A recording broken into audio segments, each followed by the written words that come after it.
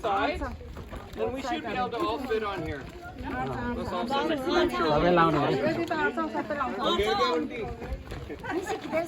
Few people.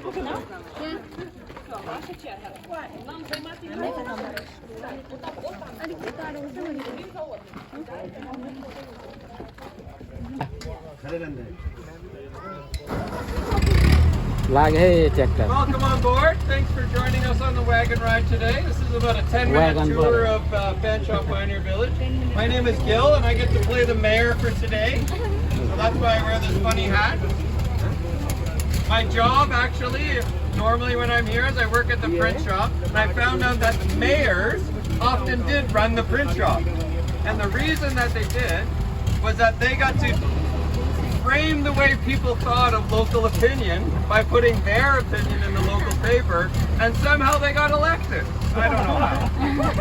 So I got elected that way. That's how I got in. A little bit about Fanshawe Pioneer Village. This village is set up historically, so we're actually going against time. We're back in time as we travel.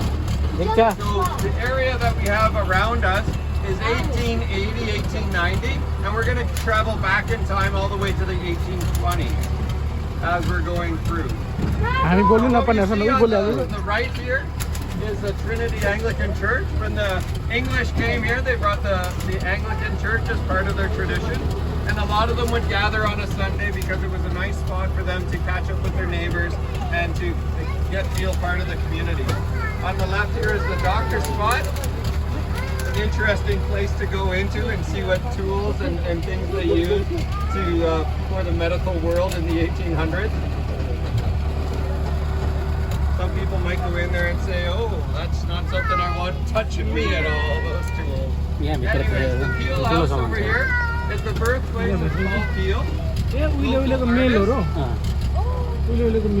If you go in there, it's a great way to learn about how people lived in this area. These two houses, the Peel House and the Drury House, are just ways. If you go into these places, you'll see how they cooked, how they cleaned, how they were able to take care of themselves. If anybody is really interested, there's a Singer sewing machine in here from the 1900s, early 1900s, and you would never believe it. Oh, you might believe it. It still works. Right? That's what I saw on. Yeah, right? Most of us who do any sewing use a sewing machine that our grandparents gave us because they still work. We gave my sister a sewing machine once. It was a plastic one. It was broken within a week.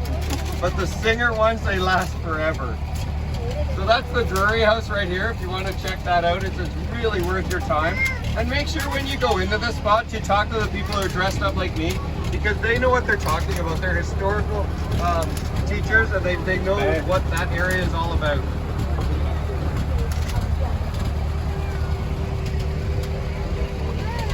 The schoolhouse here on the right is a one-room schoolhouse with one teacher for all the grades, if you can imagine. But this is one of the later schools in the area, so it's actually a more modern for this era. As we come up to this corner that's coming up, it's a great corner to illustrate a life of one family.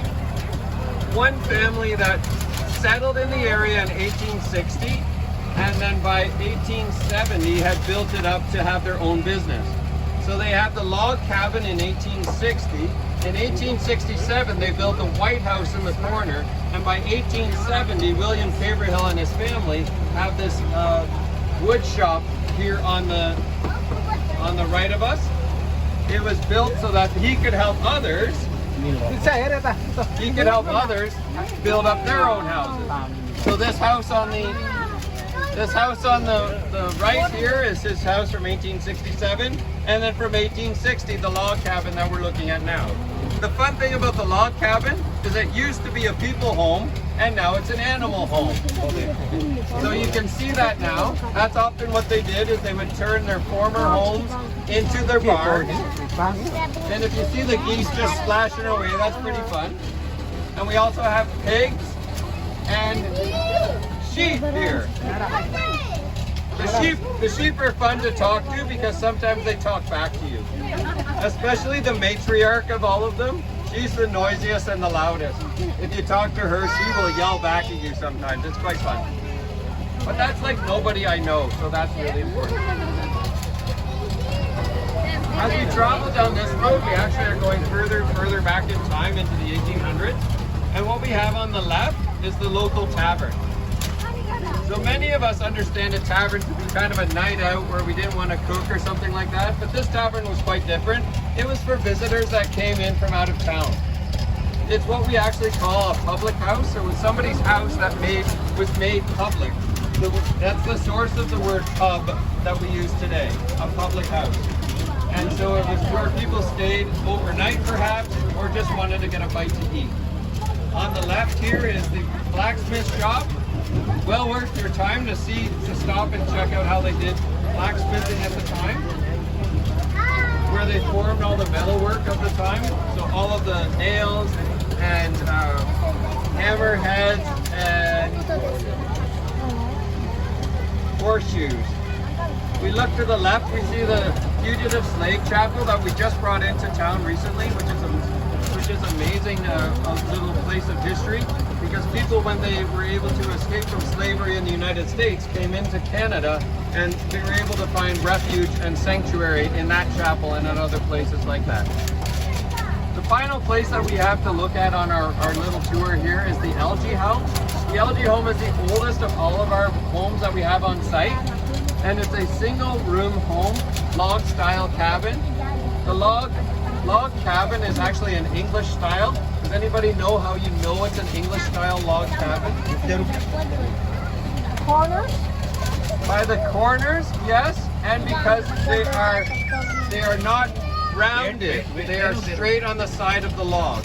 So the logs are straightened, then we know that that's an English style. If you see a round log, that is a French style. Don't ask me why, because I have yet to figure out.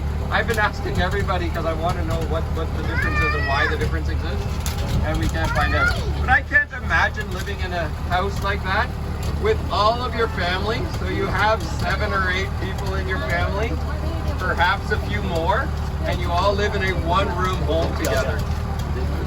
That was what was considered normal at the time.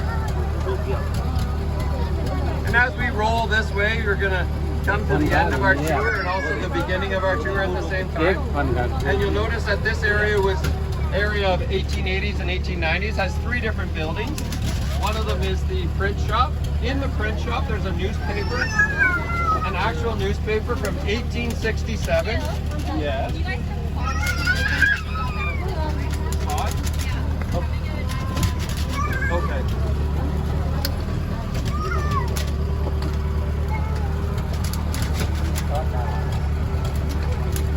So then with July 1st, 1867, there's a newspaper actually there. And we're going to pause right here. We're having an issue on site, and we're just going to make sure that we can deal with it. So we have to stop right here, and then